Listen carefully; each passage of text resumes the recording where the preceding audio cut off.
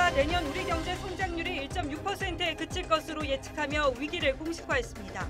추경호 경제부총리에게 위기 타개 방안 직접 들어봅니다. 이태원 참사 국회 국조특위가 현장 조사에 나섰습니다. 유족들은 왜 이제야 왔느냐며 진실 규명을 요구했습니다. 닥터카 지연 논란을 낳은 신현영 의원이 직접 명지병원 측에 연락해 닥터카를 불렀다는 주장이 나왔습니다.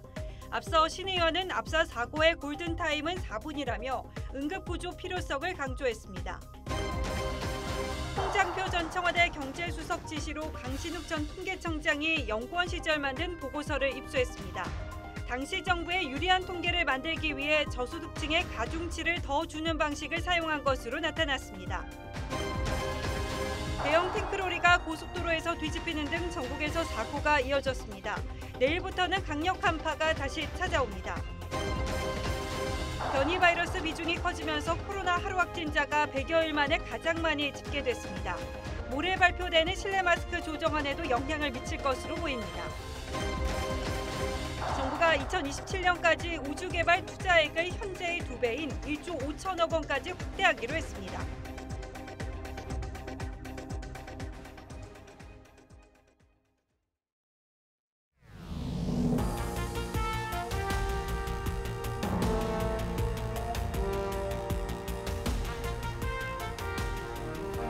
시청자 여러분 안녕하십니까? 뉴스9의 신동욱입니다. 올 한해 우리에게는 많은 일들이 있었습니다만 서민들에겐 무엇보다 중요한 건 경제 상황의 변화였을 겁니다. 더구나 내년은 더 어려워질 거란 전망이 갈수록 커지고 있습니다. 정부 역시 우리 경제가 내년에는 금융위기 이후 처음으로 1%대 성장에 그칠 거란 우울한 전망치를 냈습니다. 수출과 고용 등 우리 경제에 영향을 미치는 거의 모든 지표들에 이미 빨간불이 들어왔습니다. 그래서 오늘 뉴스9은 이런 위기를 타개하기 위해서 정부가 내놓은 계획표를 심층 분석하고 추경호 경제부총리를 직접 인터뷰하는 순서도 마련했습니다. 먼저 정준영 기자의 보도부터 보시겠습니다. 1.6% 정부가 전망한 내년 성장률입니다. 2009년 금융위기 당시 마이너스 1.5% 전망 이후 가장 낮은 수치고 OECD나 한국은행 전망치보다도 낮습니다. 올해 시작된 침체 공포가 내년에 현실화하는 겁니다. 고금리 정책에 의해서 이런 통화 긴축으로 기업들도 많이 힘들고 그리고 소비도 많이 위축이 된 그런 어려운 상황이었습니다. 물가는 올해보다 다소 둔화된 3.5%로 예상되지만 전기요금 인상 등 변수가 있습니다. 취업자 수도 큰 폭으로 감소하고 경상수지 흑자도 올해보다 못할 전망입니다. 건전 재정 기조인 정부는 경기 부양보다 안정을 택했습니다. 당분간 물가 안정에 중점을 두는 가운데 리스크, 경기 등 거시경제 상황을 종합 고려하여 신축적으로 운영해 나가겠습니다. 대신 민간 활력에 힘을 싣습니다. 기업 투자와 금융 지원에 각각 50조 원씩을 준비하고 부동산 규제 완화에다 첨단 반도체 단지 구축, 우주항공청 신설 등 신성장 4.0 전략도 세웠습니다. 해외 인프라 500억 불 수주 지원 등 방산과 건설을 비롯한 다양한 수출길도 주요 활로로 삼습니다. 윤석열 대통령은 성장과 발전을 가로막는 제도가 청산해야 할 적폐라면서 노동, 교육, 연금 개혁을 거듭 강조했습니다. 노조 부패도 공직 부패, 기업 부패와 함께 우리 사회에서 척결해야 될 3대 부패의 하나로서 우리가 여기에 대해서 엄격하게 법 집행을 해야 된다. 다만 규제 완화나 감세 정책 다수가 입법 과제인 상황에서 거대 야당의 협조에는 난항이 예상됩니다. TV조선 정준영입니다. 경착륙 조짐을 보이고 있는 부동산 시장을 어떻게 관리하느냐도 내년 중요한 경제 목표 가운데 하나입니다. 외환위기 이후에 가장 가파른 집값 추락이 금융을 포함한 경제 시스템을 망가뜨릴 수 있다는 우려가 커지고 있기 때문이죠. 정부는 관련 규제를 전방위적으로 풀어서 주택시장의 급격한 침체는 막겠다는 계획입니다. 더 구체적인 내용은 배상윤 기자가 분석해드리겠습니다. 문재인 정부가 만든 대부분의 부동산 규제를 정상화하겠다는 게 오늘 대책의 핵심입니다. 먼저 다주택자에 대한 징벌적 규제를 풀어줍니다. 조정지역의 경우 2주택자는 8%, 3주택 이상은 12%에 달했던 취득세를 대폭 낮추겠다는 건데요. 2주택자는 조정지역과 무관하게 1주택자와 같은 기본 세율이 적용되고 3주택자 이상은 조정지역에서도 6%로 절반 줄어듭니다. 또 서울 등 규제지역의 3주택자가 집을 팔면 양도 차액의 최대 82.5%라는 무거운 세금을 내야 한다는 규정을 완화해 내후년 5월까지 이 세금을 절반 가까이 줄여주기로 했습니다. 대출 규제도 풉니다. 그동안 규제지역 내에선 다주택자가 주택담보대출을 받지 못했습니다. 이런 규제를 풀고 주택담보 인정 비율인 LTV도 30%까지 적용합니다. 지난 정부에서 폐지했던 아파트 등록 임대주택 사업도 부활합니다. 전년 면적 85제곱미터 이하 6억 원 이하가 가능하고 면적에 따라 취득세도 깎아줍니다. 또 조정 대상 지역에 6억 원 이하 아파트를 등록하면 양도세와 종부세 계산 시 주택수에서 빼주기로 했습니다. 다주택자를 건전한 민간 임대 시장업자로, 민간 임대 사업자로 이제 전환시키고 그거에 대해서 좀 더 투명한 절차와 그리고 낮은 임대료 수준을 유지할 수 있도록. 또 실거주와 분양권 전매 제한 규제도 풀고 1년 이내로 보유한 주택을 팔 때 매기던 양도세 70%도 내년부터 45%로 낮추기로 했습니다. 최근 논란이 된 빌라왕 사건을 계기로 전세 사기 예방안도 대책에 담겼고 계약갱신 청구권과 전월세 상한제 개선 방안도 내년에 발표한다는 계획입니다. TV조선 배성인입니다. 예, 내년까지 갈 것도 없이 불황의 신호는 이미 곳곳에서 나타나고 있습니다. 우리나라의 대표적인 수출 품목인 가전제품 수출은 연초에 반토막 수준으로 주저앉았고 월드컵도 블랙 프라이데이도 움츠러든 소비 심리 앞에서는 특수를 누리지 못했습니다. 내수까지 급속히 얼어붙으면서 재고도 급속히 쌓이고 있습니다. 최윤정 기자입니다. 서울의 한 가전제품 매장. 최신형 TV와 각종 가전제품들이 전시돼 있지만 한산하기만 합니다. 불황에 소비자들이 선뜻 구매에 나서지 못하는 겁니다. 구매 계획이 물가 때문에 어떻게 될지는 모르겠어요. 소득이 안 되는데 어떻게 필요한 물건을 사겠어요. 수출 효자 품목이라는 말이 무색할 정도로 가전제품은 수출 부진에 빠졌습니다. 글로벌 시장에서 승승장구하던 한국 가전제품의 수출액은 지난달 약 4억 9,700만 달러로 올해 1월에 절반도 안 됩니다. 고물가와 고금리로 인한 글로벌 경기 침체가 가전제품 수요를 위축시킨 겁니다. 카타르 월드컵과 블랙 프라이데이 행사에도 국내외 소비자들이 지갑을 닫으며 특수를 누리지 못했습니다. 판매가 급속히 줄면서 재고 부담은 높아지고 있습니다.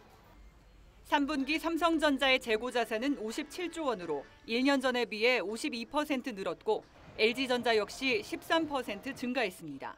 지금 세계 경제 자체가 어렵거든요. 최소 내년 상반기까지는 이어질 거라 생각이 되고. 반도체에 이어 가전까지 한국을 대표하는 품목들이 급속히 부진에 빠지면서 경기 침체의 골도 점점 깊어지고 있습니다. TV조선 최윤정입니다. 예, 이렇게 사정이 어렵습니다. 우리 경제의 사령탑인 추경호 경제부총리는 그렇다면 어떤 생각을 갖고 있는지 보관을 직접 물어봐드리겠습니다. 자, 어서 오십시오. 네, 예. 안녕하세요. 예, 윤석열 정부가 출범하자마자 경제적으로는 사실 우리만 그런 건 아닙니다만 난제가 너무 많은 것 같은데 네.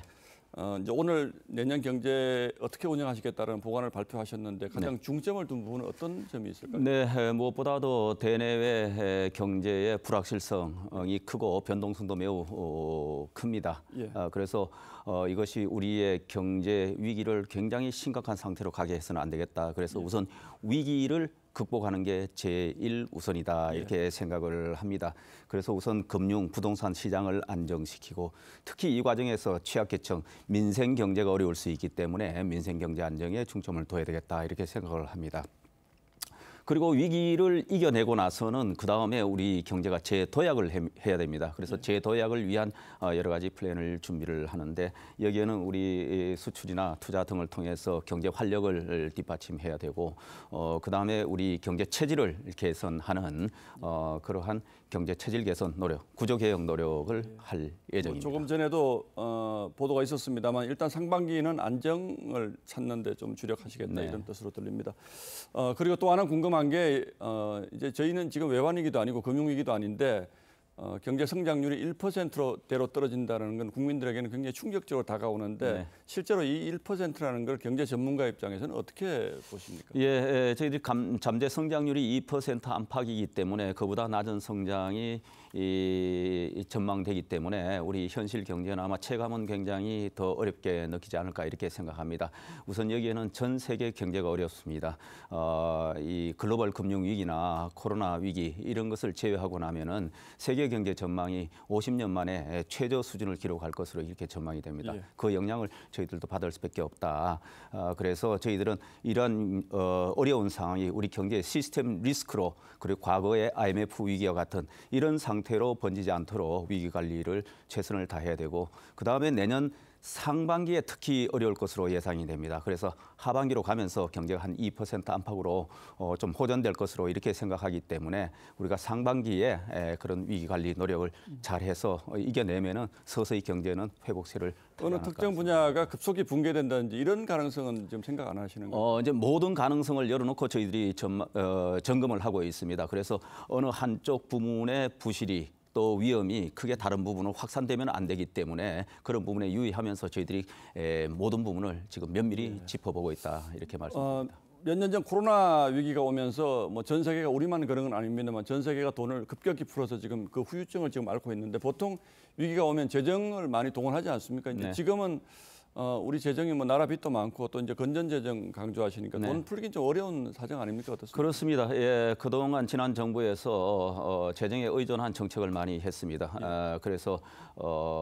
이 국가 부채가 1,000조 수준에 이르고 빚이 400조 이상 늘었습니다. 그래서 빚을 내서 경기를 부양하는 정책은 지양해야 된다. 바람직하지 않다 이렇게 생각을 합니다. 그래서 우선 짜놓은 예산을 내년 상반기 어렵기 때문에 재정 조기 집행을 하고 그다음에 역시 경제를 살려내는 것도 민간 중심이다. 그래서 민간, 기업, 시장 중심으로 경제를 살려야 되기 때문에 그래서 수출, 투자 이런 쪽에 활성화를 시키고 이걸 위해서 정부가 일정 부분 재정 뒷받침을 하겠습니다마는 규제, 혁파 등을 통해서 민간의 활력을 살아나게 해서 그걸 통해서 경기를 살아나게 하는 게 정도다 이렇게 예, 생각합니다. 뭐 어려우니까 정부의 역할도 또 물론 중요하겠는데 정부의 역할보다는 민간을 더 잘할 수 있게 독려하겠다 이런 그렇습니다. 얘기인데 예.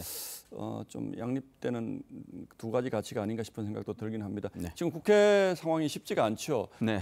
아주 시급하다고 생각하는 민생 현안 법안은 어떤 것들이 있습니까? 우선 무엇보다도 내년도 예산과 관련된 세제 개편안이 빨리 마무리가 돼야 됩니다. 현재 막바지 협상을 하고 있는데 아직까지 최종 마무리가 되지 않아서 국민들께도 굉장히 걱정하면서 제가 아마 정치권을 쳐다보고 계실 겁니다. 가급적 빨리 마무리될 수 있도록 최대한 노력하려고 하고 그다음에 소상공인 30인 미만 기업의 추가 연장 근로를 허용하는 법안 근로기준법 개정안이 국회에 있는데 이것이 아직 국회 논의가 되고 있지 않아서 이렇게 만약에 추가 연장 근로가 허용되지 않으면은 소규모 기업, 중소기업, 소상공인들이 계속 영업을 하기가 쉽지 않고 그다음에 여기에 만약에 이들 중소기업들이 제대로 영업을 못하면 결국은 거기에 일자리를 많이 잃게 된다. 그래서 소상공인, 중소기업, 벤처기업들이 국회에 지금 단체들이 계속 가서 이 법 빨리 일본 연장하게 해달라 이렇게 호소를 하고 있습니다. 아마 한쪽에는 이제 장시간 근로에 또 노출하게 되는 거 아니냐 이런 걱정을 하시는 것 같습니다. 이거는 현재 52시간에서 노사가 합의할 때 8시간 추가 연장 근로가 가능하도록 하는 것이기 때문에 일방적으로 사업주가 이 장시간 근로를 이렇게 강제하는 이런 형태가 아니기 때문에 현실을 감안해서 빨리 국회에서 법을 좀 마무리했으면 좋겠다. 예, 알겠습니다. 뭐 부동산 대책은 규제를 많은 부분을 이제 완화하기로 했다. 이걸로 지금 가름을 하고요. 네.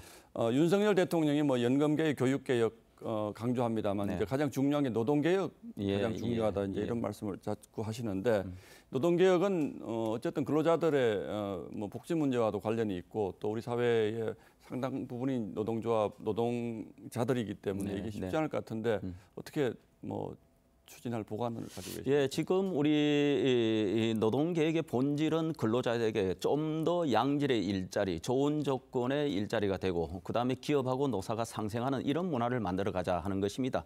근데 지금 현재 대기업 강성노조 중심의 이런 이 투쟁 일변도에 이런 노조 활동이 되다 보니까 다수 근로자 이익을 대변하지 못하고 서로 상생하는 문화를 만들지 못한다. 또 자칫 지나칠 때는 일종의 정치 투쟁하는 그런 성격으로 변질되기도 한다. 그래서 이 노사가 상생할 수 있고 노동 가치가 진정으로 존중받는 이런 문화를 만들고 이것이 곧 근로자한테도 도움이 되고 기업한테 도움이 되고 그래서 서로 상생하는 이런 쪽으로 지금 하고자 하는 겁니다. 그리고 특히 이 노조의 회계 투명성 이런 것도 문제가 되기 때문에 좀 더 투명하게 국민들이 신뢰할 수 있는 그런 노조 활동 그건 적극적으로 권장을 하죠. 그렇지 않은 부분에 관해서 이제는 노조의 활동 방식도 좀 바뀌어야 되고 우리의 근로 환경 이런 것도 좀 더 유연화해야 된다. 너무 획일적 경직적으로 돼 있는 부분이 많다.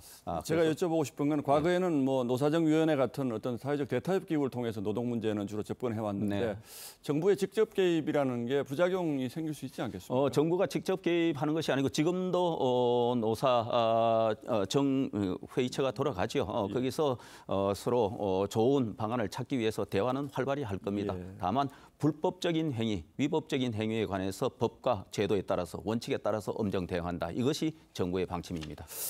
마지막으로 하나 여쭤보겠습니다. 정년 연장 문제도 좀 나오고요. 노동시장 유연성 문제들이 많이 나오는데 전체적으로 이런 부분에 대해서 우리 경제부처에서 종합적으로 뭐 고려하고 있는 어떤 뭐 대책이 있습니까? 예, 노동시장 유연화 문제와 관련해서는 지금 미래노동연구회에서 근로시간을 유연화하는 부분 등에 관해서 얼마 전에도 대책을 52시간도 좀 상당히 완화시켜주겠다는 52시간을 획일적 경직적으로 있는 부분을 유연하게 하자 이런 부분이고 그다음에 정년 연장과 관련해서는 아직 우리가 자칫 전년 연장을 획일적으로 하면은 청년의 일자리를 제약하는 문제가 있고 아직 우리는 대개 연공 서열에 의해서 봉급 체계를 가져가고 있기 때문에 직무 성과급 이런 임금 체계가 바뀔 때 아마 그게 논의가 가능하지 않을까 싶고 어쨌든 간에 고령자들도 계속 고용하는 형태는 필요하기 때문에 정년 연장이라보다는 이런 고령자들이 여러 형태로 이 연세가 드시더라도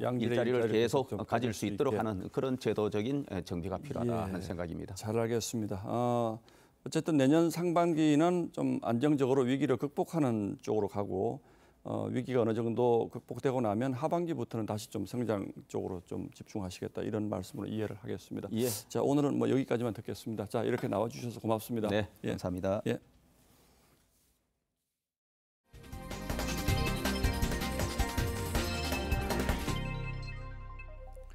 어제 국민의힘이 막판 참여를 결정한 이태원 참사 국정조사 특위가 오늘 첫 현장 조사를 진행했습니다. 서울경찰청과 이태원 파출소 그리고 서울시 총 3곳을 방문했는데 특위위원들은 특히 경찰의 늑장 대응을 한 목소리로 질타했습니다. 보도에 황병준 기자입니다. 현장 조사에 앞서 이태원 합동 분향소를 찾은 특위위원들이 흰 국화꽃을 내려놓습니다. 우리가 여야가 힘을 합해서 진실을 잘 규명하고 책임 소재를 밝히겠다는 특위를 향해 유가족들은 진정성을 갖고 임해달라고 당부했습니다. 서울경찰청에선 112 신고 대응을 비롯한 참사 당일 상황을 보고받았습니다. 유미진 상황팀장에까지 보고가 안 된 걸로 알고 있고 그렇기 때문에 제가 퇴근 무렵까지 저는 전혀 보고받은 바가 없습니다. 특위위원들은 상황의 심각성도 파악하지 못했다며 부실 대응을 질타했습니다. 22시에 이미 코드 제로로 내렸고요. 그런데 왜 서울경찰청에서 아무도 서울경찰청장에게 이런 데에 대해서 보고할 생각을 왜 아무도 안 하셨어요? 지령 요원이 알면 뒷자리가 상황팀장 아니에요. 그다음에 상황관이 뒤에 있잖아요. 그게 보고가 안 됐냐고. 이어 서울시청을 방문해 재난 발생 시 지자체와 소방서 간 상황 공유 절차를 점검했습니다. 소방도 서울시 산하거든요. 거기에서 NDMS에 올리면 그 상황은 여기와 행안부가 공유가 됩니다. 여야의 예산안 협상이 여전히 합의점을 찾지 못하고 공전하자 김진표 국회의장은 23일 본회의를 열어 본회의에 올라온 정부안이나 민주당의 수정안을 처리하겠다며 마지막 시한을 제시했습니다. TV조선 황병준입니다. 이태원 참사 당일 닥터카를 타고 현장에 간 민주당 신현영 의원에 대한 논란도 가라앉지 않고 있습니다. 오늘은 명지병원에 연락해서 닥터카를 부른 당사자가 신 의원 본인인 것으로 알려져 논란이 또 커졌습니다. 신 의원이 참사 직후 방송에 출연해서 구조의 골든타임이 4분이라고 강조한 바도 있는데 갈수록 신 의원의 말문이 막히는 상황입니다. 고희동 기자가 취재했습니다. 이태원 참사 당시 사고 현장에서 25km 떨어진 고양시 명지병원의 닥터카는 새벽 12시 51분 출발해 54분 후인 1시 45분에 도착했습니다. 신현영 의원이 사는 아파트 단지에 들르는 바람에 30분 가까이 늦어진 겁니다. 신 의원이 참사 현장에서 사진을 찍고 15분 만에 현장을 떠난 사실도 드러났는데 이번엔 신 의원이 직접 명지병원 측에 연락해 닥터카를 불렀다는 주장이 제기됐습니다. 병원 측에서도 명지병원 출신은 신 의원 요청을 거절하긴 어려웠을 것으로 보입니다. 신 의원은 그동안 골든타임 4분을 수차례 강조해왔습니다. 골든타임 4분이라고 알려져 있는데 현장 접근도 어려웠고 이미 4분을 넘긴 상황 아닙니까 대부분? 그렇습니다. 국민의힘은 신 의원이 국회의원의 지위를 이용해 참사를 본인 홍보에 이용했다고 비판했습니다. 자신의 정치 홍보를 위해 전 직장 찬스를 이용한 것입니다. 민주당은 신 의원이 현장에서 구조활동을 거의 하지 않았다는 비판에 대해서는 답하지 않은 채 엄호를 이어갔습니다. 개인적으로 가기보다 팀별로 닥터카를 타고 들어가는 게 더 효율적이라고 판단했던 것은 아닌가. TV조선 고희동입니다. 수사를 촉구하는 고발도 이어지고 있습니다. 어제 한 시민단체가 신 의원을 직권남용으로 고발한 데 이어서 오늘은 업무방해 혐의로 추가 고발했습니다. 법조계에서도 처벌이 불가피할 거란 전망이 나오는데 구체적으로 어떤 행동들이 문제가 되는지 한송훈 기자가 알아봤습니다. 우선 거론되는 건 직권남용 혐의입니다. 명지병원 닥터카가 신현영 의원의 집 주위를 들렀다가 현장에 20분 넘게 늦게 도착한 건 일시적인 응급의료체계 교란 행위로 볼 수 있기 때문입니다. 차장검사 출신 현직 변호사는 신 의원이 보건복지부를 관리 감독하는 보건복지위 소속으로 포괄적 권한이 인정되기 때문에 닥터카를 빨리 도착하지 못하게 한 건 응급의료를 방해한 직권남용에 해당한다고 설명했습니다. 신 의원이 의사 자격으로 갔다고 변명하지만 국회의원 자격이 아닌 응급의료팀의 일원으로서 의사로서 가야 현장에서 도움이 돼. 제대로 된 구조활동 없이 남편과 동행해 사진을 찍고 15분 만에 떠난 점을 볼 때 응급의료 목적도 인정될 수 없다는 지적이 나옵니다. 국민의 생명과 정치적 홍보를 맞바꾸기 위해 도대체 얼마나 의사 면허와 국회의원직을 남용한 것입니까? 다만 신 의원이 애초부터 구급차 의료 행위를 방해할 목적은 아니었다는 점에서 응급의료법 위반 적용은 어렵다는 반론도 있습니다. 신 의원은 한 시민단체로부터 직권남용과 강요 혐의로 고발당한 데 이어 오늘 업무방해 혐의로 추가 고발됐습니다. 복지부는 신 의원의 닥터카 탑승 논란과 관련해 명지병원에 대한 특별감찰을 검토 중입니다. TV조선 한송원입니다. 문재인 정부 당시 중요한 국가 경제 통계가 왜곡되거나 조작됐다는 의혹이 일고 있고 그 중심에는 강신욱 전 통계청장이 있습니다. 강 전 청장이 청장이 되기 전 홍장표 경제수석의 지시로 만들어 청와대에 보고한 보고서를 저희가 입수했는데 매우 구체적인 왜곡의 정황들이 발견됐습니다. 그 전후 사정과 보고서의 내용을 이채림 기자가 전하겠습니다. 문재인 정부 첫 해 최저임금을 16%나 올렸는데도 저소득층 소득이 오히려 8% 줄었다는 2018년 5월 통계청 발표가 나온 다음 날 청와대 홍장표 경제수석은 통계청에 가계 동향 자료를 강신욱 보건사회연구위원에게 보내 검토를 지시했습니다. 규정상 통계청 자료가 외부로 나가려면 심의위원회를 거쳐야 하지만 지켜지지 않았습니다. 새로 공개된 데이터에 대한 심층 분석이 필요하다라고 이해해서 그렇게 갔습니다. 이틀 뒤 강 의원은 11장짜리 보고서를 청와대에 제출했는데 TV조선이 입수한 해당 보고서엔 저소득층의 가구 원수가 고소득층에 비해 적기 때문에 소득별 차이를 감안하지 않으면 계층 간 소득차가 과대평가된다며 저소득층 표본을 늘리고 가중치도 부과해야 한다는 논리를 내세웠습니다. 청와대는 이를 토대로 통계를 재가공해 문재인 전 대통령에게 보고한 것으로 전해졌습니다. 소득주도 성장, 최저임금 증가의 긍정적 효과를 충분히 자신 있게 설명해야 한다. 긍정적인 효과가 90%다. 당시 청와대 핵심 관계자는 해당 발언의 근거에 대해 통계청 자료를 보다 면밀히 들여다본 비공개 자료라고만 했습니다. 석 달 뒤 임기가 11개월 남은 황수경 통계청장이 갑자기 물러났고 보고서를 썼던 강신욱 연구위원이 통계청장으로 취임했는데 그 직후 통계청은 130여억 원을 들여 표본을 바꿨고 월소득 200만 원 이하의 가구 비중이 7.1%포인트 줄어든 통계가 발표됐습니다. 통계 기준이 달라지면서 이전 통계와 비교도 어려워졌습니다. TV조선 이채림입니다. 검찰이 김만배 씨가 숨겨놓은 260억 원 외에 120억 원의 추가 은닉 자금을 발견했습니다. 그 엄청난 대장동 수익이 다 어디로 갔을까 궁금해하는 분들이 많았는데 검찰 수사가 진행되면서 그 줄기들이 하나하나 드러나고 있는 겁니다. 검찰은 이번에 발견한 120억 원이 대장동 사업 관련 로비에 쓰였을 것으로 의심하고 있습니다. 송민선 기자가 취재했습니다. 검찰은 김만배 씨가 2015년에서 2018년 사이 이성문 전 화천대유 대표를 통해 수차례에 걸쳐 적어도 40억 원을 빌린 정황을 추가 포착했습니다. 돈을 빌린 시기는 대장동 개발 수익 배당금이 지급되기 전입니다. 검찰은 김 씨가 급히 돈을 쓸 필요가 생길 때마다 이 씨를 찾은 것으로 보는데 이재명 민주당 대표의 2017년 대선 경선, 2018년 경기도지사 선거 등에 자금이 흘러들어갔을 가능성 등을 놓고 용처를 추적 중인 것으로 전해졌습니다. 이와 별도로 화천대유 자금 가운데 김 씨가 빼낸 80억 원의 종착지도 수사 대상입니다. 수표 60억 원과 현금 20억 원으로 나눠서 가져갔는데 검찰은 이 돈도 정관계 로비 등에 쓰였을 가능성을 놓고 흐름을 추적 중입니다. 검찰은 80억 원 중 5억 원이 2021년 1월 유동규 전 본부장에게 준 뇌물로 쓰인 것으로 의심하고 나머지 75억 원의 행방도 찾고 있습니다.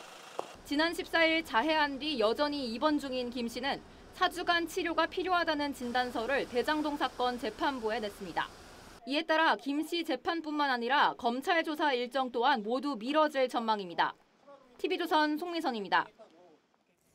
오늘 새벽 내린 폭설로 출근길 한바탕 혼란이 벌어졌습니다. 대중교통으로 사람이 몰리면서 전철 승객이 호흡곤란으로 병원에 실려가기도 했는데요.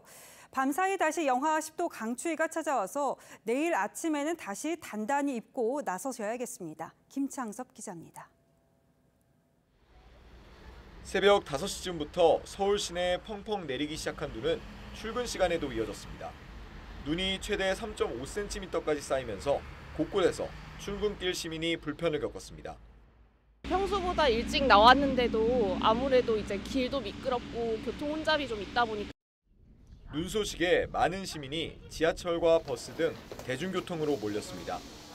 오전 7시 50분쯤에는 폭설로 김포 골드라인 전철 운행이 지연돼 승강장과 객차가 북새통을 잃었고 한 승객은 호흡곤란으로 의식을 잃어 병원으로 옮겨졌습니다.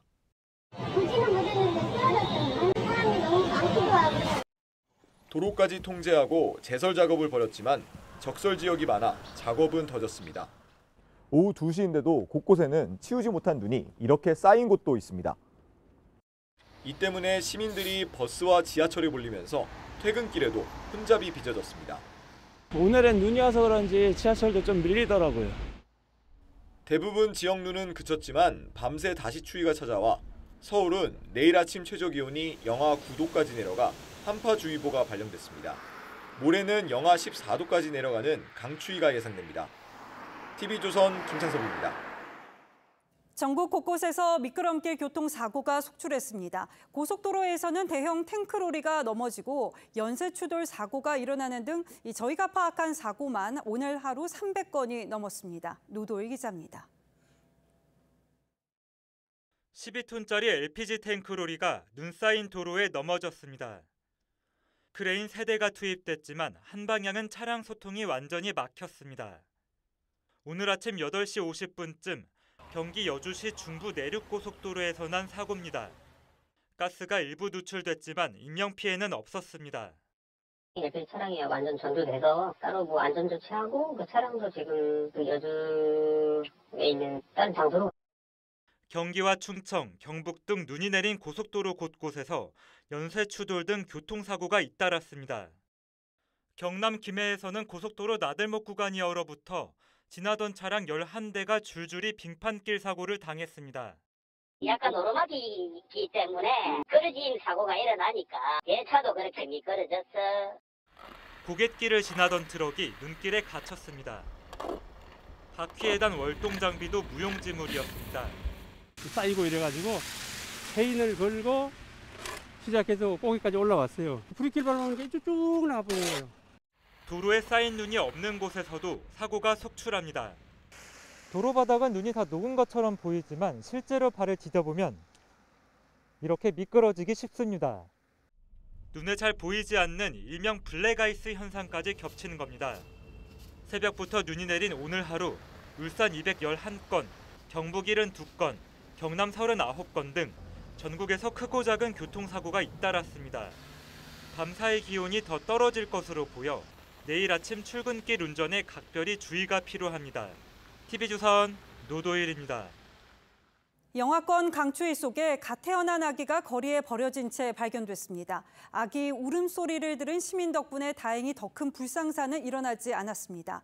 아기 엄마는 외국인 교환학생인 것으로 전해졌습니다. 박건우 기자입니다. 얼굴을 가린 여성이 품에 아기를 안고 택시에서 내립니다. 건물 앞에서 잠시 서성거리더니 아기를 식당 입구에 내려놓은 채 그냥 가버립니다. 10여 분 뒤 울음소리를 들은 식당 업주가 아기를 발견합니다.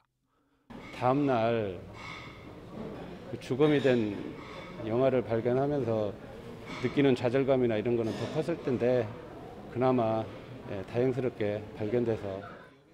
지난 19일 저녁 8시 20분쯤 전주시의 한 식당 앞에서 벌어진 일입니다. 갓난아이가 버려질 당시 전주의 기온은 영하 2도까지 떨어졌습니다.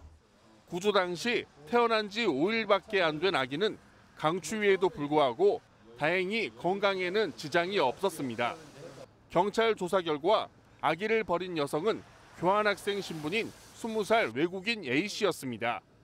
A씨는 몇 달 전 자신이 아르바이트를 했던 식당 앞에 아기를 버린 것으로 알려졌습니다. A씨는 아기를 키우기 막막했다고 경찰에 진술했습니다. 범행 인정만 하고 다른 얘기는 전혀 하는 게 없어요 지금. 그냥 키울 능력이 안 되니까. 경찰은 A씨를 긴급 체포하고 아기는 병원 진료를 마친 뒤 영아보호시설로 옮길 계획입니다. TV조선 박건우입니다. 사회적 거리두기 해제 이후의 첫 연말입니다. 이 공항에 해외 여행객이 몰린다는 얘기는 익히 들으셨을 텐데 코로나 이후에 처음으로 인천공항 하루 이용객이 12만 명을 넘은 것으로 집계됐습니다. 항공기 출발 서너 시간 전에는 공항에 나와야 한다는 소리도 나온다는데요. 장동욱 기자가 공항에 다녀왔습니다. 인천공항 제1터미널. 평일인데도 여행객으로 인산인해입니다. 출국 수속 창구는 열리자마자 긴 줄이 이어지고 요즘 인기 여행지인 일본과 태국을 가려는 출국 대기줄은 30m가 넘었습니다. 일본행 항공편 수속장인 이곳은 이렇게 수속구역 밖까지 기다리는 승객들이 늘어섰습니다. 맛있는 음식 먹고 따뜻한 연말 보내고 오고 싶습니다. 체감은 5배 이상 많아진 것 같아요. 해외 출국자뿐 아니라 한국을 찾는 외국인까지 늘어나 인천공항 하루 i용객 수는 17일 12만 명을 넘어 코로나 이전 수준을 기록했습니다. 한국 좋아. 면도인데屋台でなんだっけパン먹었어요. 소세지 또 떡볶이 먹었어요. 이용객이 늘면서 서너 시간 일찍 나오기가 예사지만 여행객도 업계도 연말 해외여행 재개 분위기에 한껏 들떴습니다. 너무 오래돼가지고 살짝 헤맸는데 12시에 도착해서 4시간 정도 전에 온 거. 지난달 항공 운항편 수와 여행객도 코로나 사태 전인 2019년의 절반 수준으로 회복해 인천공항 측은 내년 이용객이 5천만 명에 이를 것으로 기대합니다. TV조선 장동우입니다. 네, 연말 앞두고 여행이나 모임 계획하신 분들 많을 텐데요. 국내 코로나 확산세는 악화하는 양상입니다. 특히 기존 백신의 저항력이 큰 신규 변이까지 확산세여서 상황을 더 어렵게 하고 있습니다. 모레 정부가 발표하는 실내 마스크 조정안에도 영향을 미칠 것으로 보입니다. 차정승 기자입니다. 오늘 0시 기준 신규 확진자는 88,172명입니다. 지난 9월 이후 98일 만에 최대입니다. 주간 신규 확진자도 전주보다 10% 증가했습니다. 확산세는 새로운 변이가 주도하고 있습니다. 현재의 유행 추세에 대해서는 그 BN.1의 확산이 다소 영향을 미치는 것으로. 현재 우세종인 BA.5 변이가 52.0%로 하락한 반면 BN.1 변이는 3주 새 2.6배 늘어 20.6%까지 올랐습니다. BN.1은 BA.5보다 전파 속도가 빠르고 백신이나 감염을 통해 얻게 되는 면역을 뚫는 힘도 강합니다. 실제 재감염률은 약 16%까지 치솟았습니다. 여기에 최근 코로나가 확장세인 중국에서 유행하는 새로운 변이까지 늘고 있어 우려가 커지고 있습니다. 오는 23일 실내 마스크 의무 완화 방안을 발표하는 방역당국의 고민도 커지고 있습니다. 엄중한 상황에서 엉뚱하게도 이제 실내 마스크 의무 착용 해제를 한다는 것이 오히려 국민들을 무장해제시키고 한 달 앞으로 다가온 설 명절에 마스크를 벗을지도 중대 변수를 맞게 됐습니다. TV조선 차정수입니다.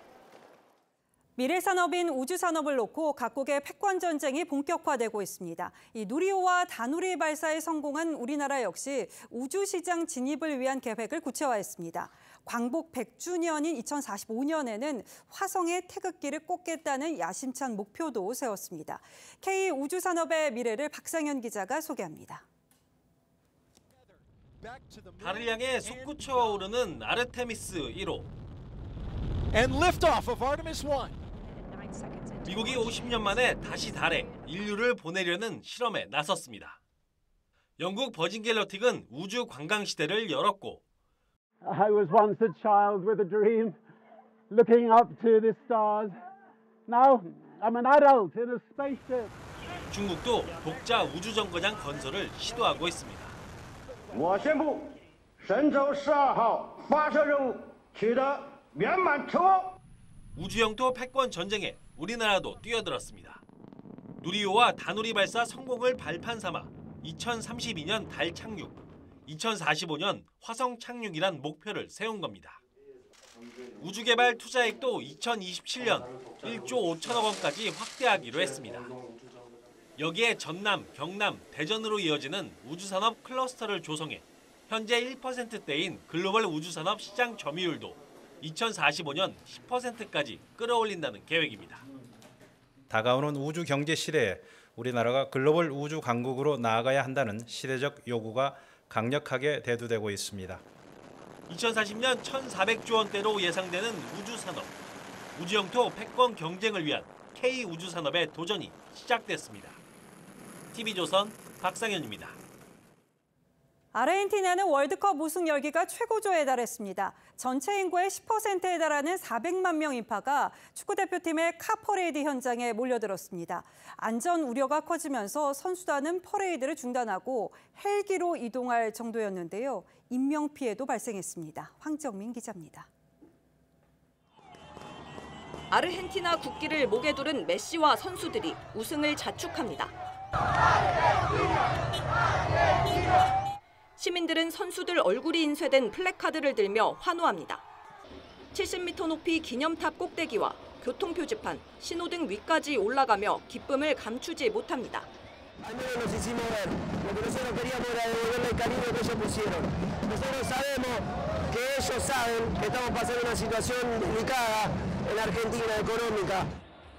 오늘만큼은 경제난을 잊은 시민 약 400만 명. 전체 인구 10%에 달하는 규모가 거리로 쏟아져 나왔습니다. 대표팀의 퍼레이드 버스가 제대로 움직이지조차 못할 정도로 인파가 몰리자 선수단은 헬기를 이용한 항공 퍼레이드로 행사를 이어가야 했습니다.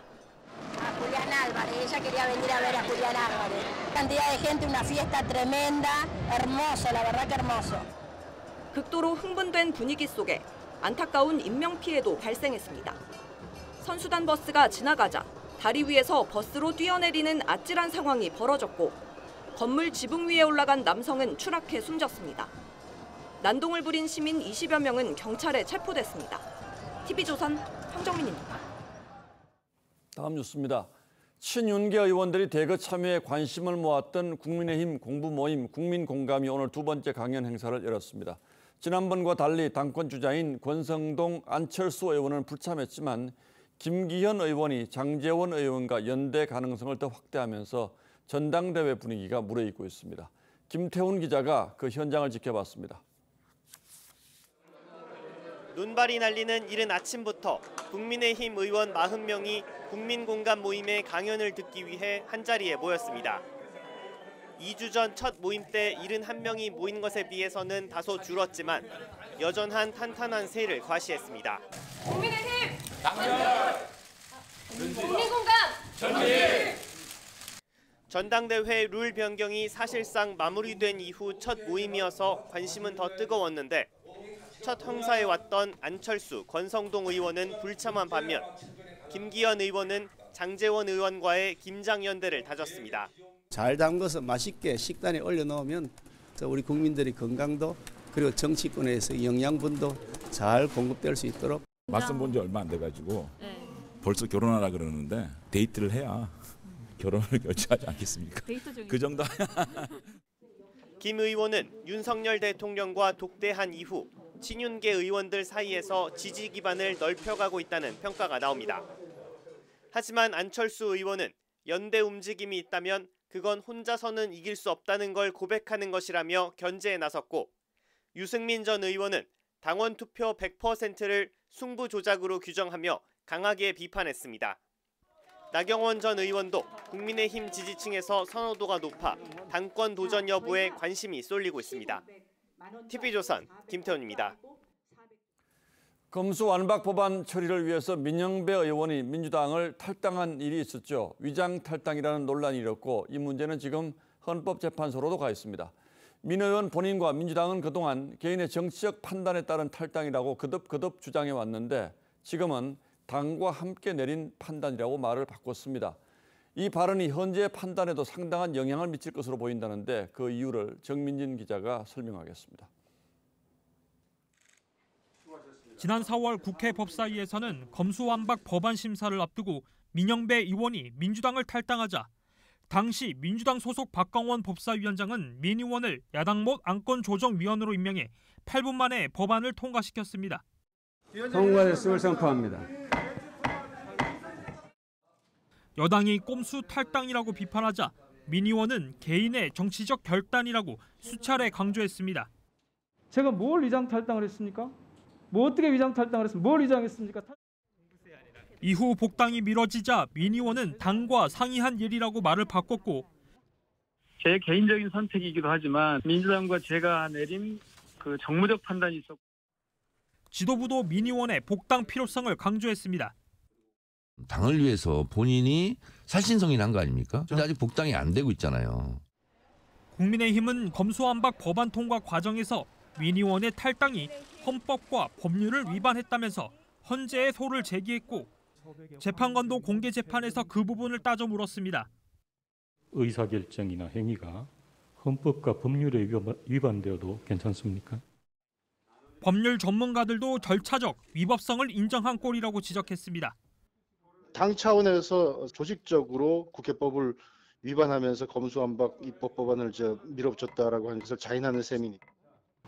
헌재는 이르면 내년 2월 위헌 소송에 대한 최종 선고를 내릴 예정입니다. TV조선 정민진입니다. 젤렌스키 우크라이나 대통령이 최대 지원국인 미국을 방문한다고 백악관이 밝혔습니다. 바이든 대통령과 회담을 가질 예정인데 미국은 패트리엇 대공 미사일을 포함해서 20억 달러의 추가 군사 지원을 예고했습니다. 이 전시 상황에서의 외국 방문이 전쟁의 새 국면을 여는 계기가 될지 주목됩니다. 최현희 기자입니다. 우크라이나 젤렌스키 대통령이 미국을 방문합니다.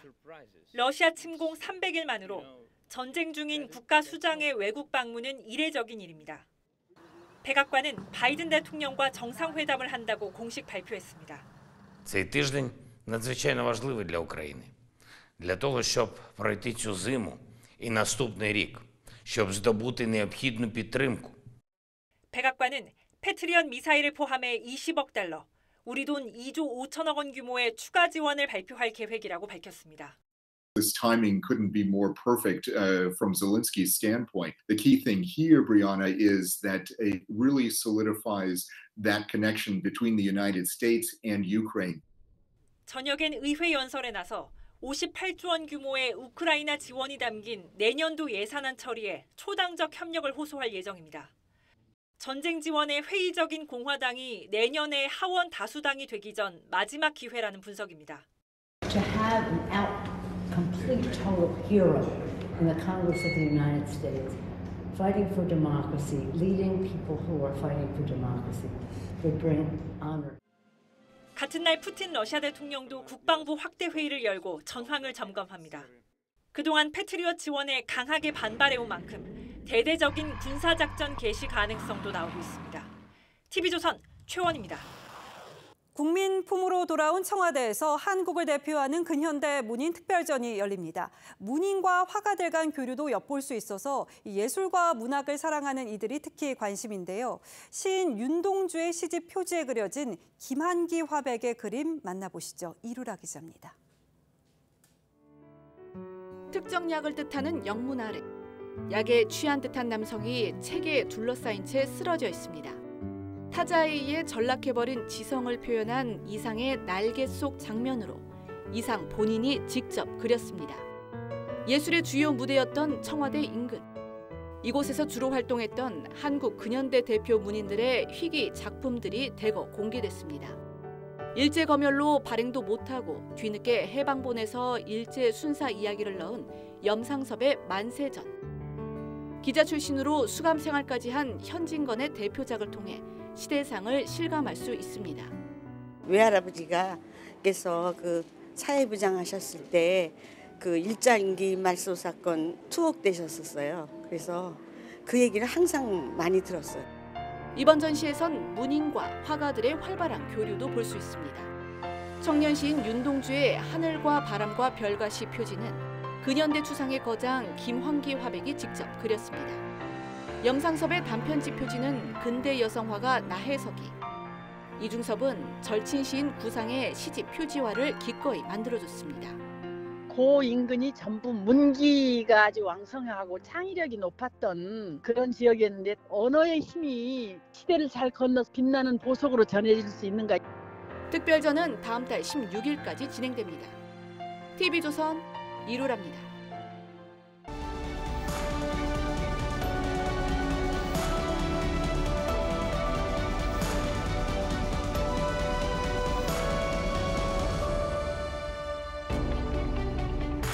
터널이 무너져 사람이 매몰된 현장에 장관이 나타나 매몰자 가족을 만납니다.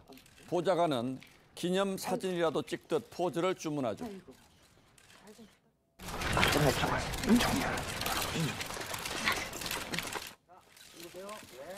정황이 없는 사람을 가운데 두고 국회의원을 비롯해 높은 분들이 사진을 찍느라 열을 올립니다. 미디어에 노출될 수 있는 촬영 기회, 이른바 포토 세션을 놓칠 리 없죠. 사진 찍히기를 좋아하기로 둘째가라면 서러워할 직업이 바로 정치인입니다. 자기 부고만 아니면 길을 쓰고 신문에 사진을 내려 한다는 우스개도 있죠. 사진 기자들은 촬영 구도에 귀신같이 끼는 국회의원을 꽃기호라고 부릅니다. 어떤 이는 거물 정치인에게 귀옛말 하는 사진이 자주 찍혔는데 알고 보니 식사하셨습니까? 였다는 일화도 있습니다. 사진 중독증은 때와 장소를 가리지 않습니다. 역사적인 날이네요. 역사적. 사진 한번 찍어야 되는 거 아니에요? 솔직히 비 좀 왔으면 좋겠다. 사진 잘 나고. 이태원 참사가 터지고 3시간 반쯤 뒤 신현영 민주당 의원이 현장에서 찍은 사진들입니다. 함께 간 남편이 찍어줬다고 합니다. 신 의원은 명지병원 재난의료지원팀이 이태원으로 긴급 출동하는 차량을 집 근처까지 불러 얻어 탔습니다. 응급의료팀 일원으로 현장에 출동한 것이라고 했지만 재난의료지원팀도 아니었고 출동자 명단에도 없었습니다. 그가 명지병원 의사 출신이라고는 해도 보건복지위 국회의원이 아니었다면 분초를 다투는 긴급 차량을 불러서 지체시킬 수는 결코 없었을 겁니다. 그리고는 이렇게 말했습니다. 이런 대형 압사 사고가 발생했을 때 대부분의 골든타임 4분이라고. 치과의사인 남편과 동행한 것에 대해선 구강 외상을 돕고 신원 식별에 도움이 된다고 했습니다. 재난 응급 현장에서 치아를 살핀다는 얘기가 여러분께는 어떻게 들리시는지요? 의사 출신으로 참사 현장에 먼저 달려가야겠다는 순수성까지 의심하고 싶지는 않습니다. 하지만 문제는 그 다음부터입니다. 신 의원 부부가 현장에 있었던 시간은 15분에 불과했고 별다른 구조활동을 한 흔적도 없었습니다. 그런데 신 의원은 긴박했던 현장 상황을 기록으로 남긴다며 사진과 영상을 올렸습니다. 신 의원은 이태원 국조특위위원으로 발탁됐다가 남편 동행을 비롯한 추가 의혹이 꼬리를 물자 자리에서 물러났습니다. 그리고 본질이 흐려지고 정쟁의 명분이 돼서는 안 된다는 게 사퇴 이유였습니다. 그렇다면 그날 신 의원 부부 행적의 본질은 대체 무엇이었다는 얘기인지요? 도무지 이해할 수 없는 일들을 찬찬히 따져보는 것이 어떻게 정치적 다툼일 수 있는지도 설명해 주시면 고맙겠습니다. 12월 21일 앵커의 시선은 그날 왜 거기에 갔을까 였습니다.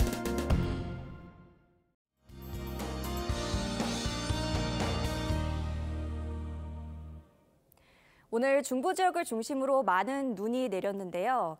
눈이 그치자마자 이번엔 한파특보가 내려졌습니다. 서울은 내일 영하 9도, 모레는 영하 14도까지 곤두박질하면서 올겨울 들어 가장 춥겠습니다. 내일 그 밖의 지역은 안동이 영하 7도, 청주와 대전 영하 6도까지 떨어지겠습니다. 목도리와 장갑 등으로 체온 유지에 신경 쓰셔야겠습니다. 또 도로에 눈이 얼어붙으면서 빙판길이 우려되고 있습니다. 교통 안전에 유의하셔야겠고요. 충남, 호남, 제주 지역은 주말까지 폭설이 예보돼 있습니다. 최고 25에서 30cm 이상, 그야말로 눈폭탄이 쏟아지겠습니다. 이미 눈 피해가 상당한 곳이기 때문에 추가 피해가 없도록 대비하셔야겠습니다. 당분간 영하권 추위는 계속될 전망입니다. 날씨였습니다. 12월 21일 수요일 뉴스9는 여기서 모두 마치겠습니다. 시청해주신 여러분 고맙습니다.